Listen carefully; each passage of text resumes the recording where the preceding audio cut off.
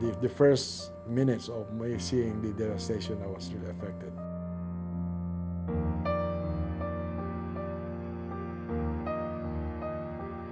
I cannot avoid it. I have tears in my eyes. I was really affected by the impact, recognizing how hard it is.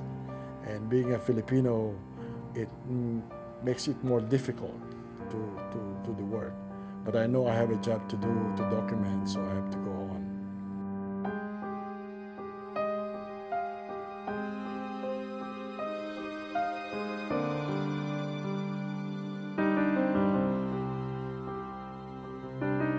The images are unlimited.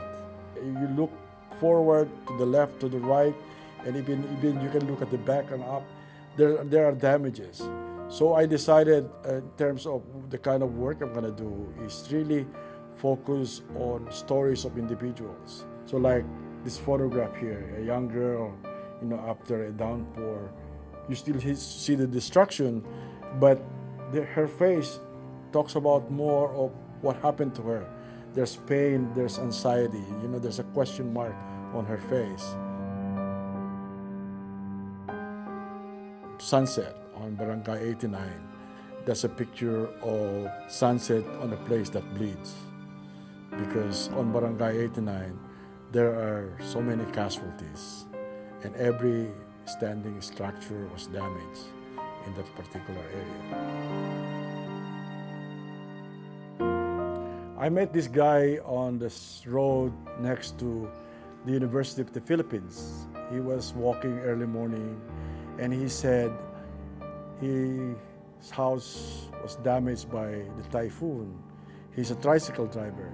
He has 3 kids, and he said they've been surviving with lugaw, boiled rice.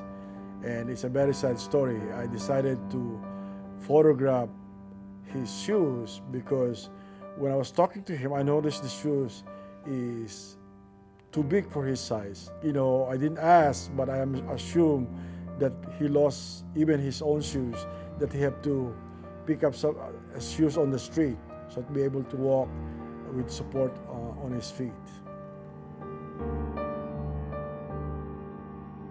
This is a picture that I have to ask the UNHCR driver to come back. We're on our way to Tanawan, and I saw the picture, and I asked the driver, can we stop? If you are Waray and you live in Tacloban, you love Tacloban. There are people who migrated from other provinces to work in the area, and because of their love for Tacloban, they're one of those who have to perish on this typhoon. Although it's just one cadaver, there are about 6,000 who lost their lives there, and about 2,000 still missing. This is in Barangay Youngfield. Before the typhoon, the father decided that it will be better for his family to evacuate. So all the members of the family evacuated to I think it's the stadium. So he decided to stay home to watch on his property. And he said the only reason why he was able to survive is he hid himself inside the toilet. But this is what's left in his house. And his reaction is that, I don't know if I can rebuild because I don't have a job and I don't have money to rebuild that house I tried to put together for many, many years. His story is very similar to many who are survivors of the typhoon.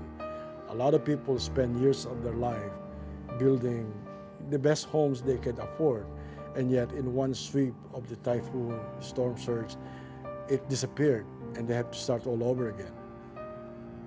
Definitely I'll be back.